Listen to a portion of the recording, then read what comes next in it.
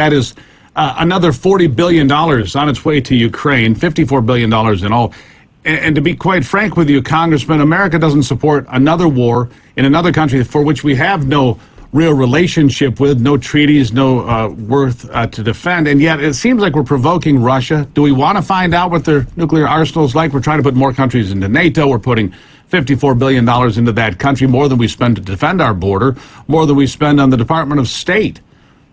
How is that good politics? And Republicans and Democrats alike, I don't know how you voted on this, but I can say I don't think America likes it. Well, what we need to keep in mind is the reason we're seeing these foreign policy things happen around the world under President Biden, and we didn't see it under President Trump, is because America was strong. And the world saw what happened when the Chinese Communist Party came to Alaska and lectured Secretary Blinken using the DNC's talking points. And Blinken should have kicked them out of our country and told them not to come back, and he did. He sat there and took it. Then they saw what happened in Afghanistan. We saw what the president did with energy and the fact that we weren't producing it here at home, which raised the price of energy and put more money into Russia's economy, funded their war by buying more of their energy, by having the price go up.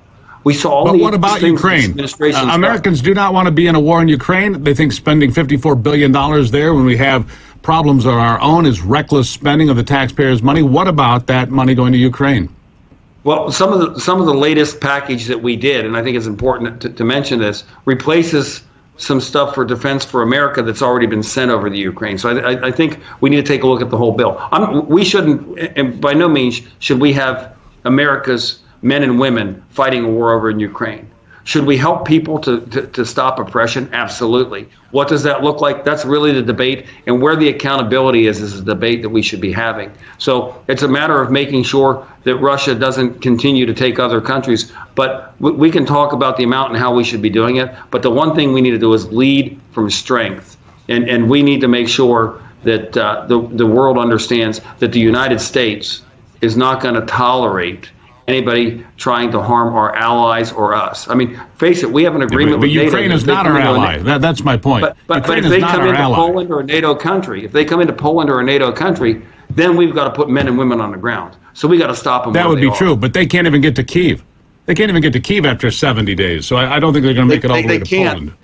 But probably because we're helping them. Okay, we've helped train them to fight, and they've actually stood and fight better than the Afghans have. Well, that part's clear.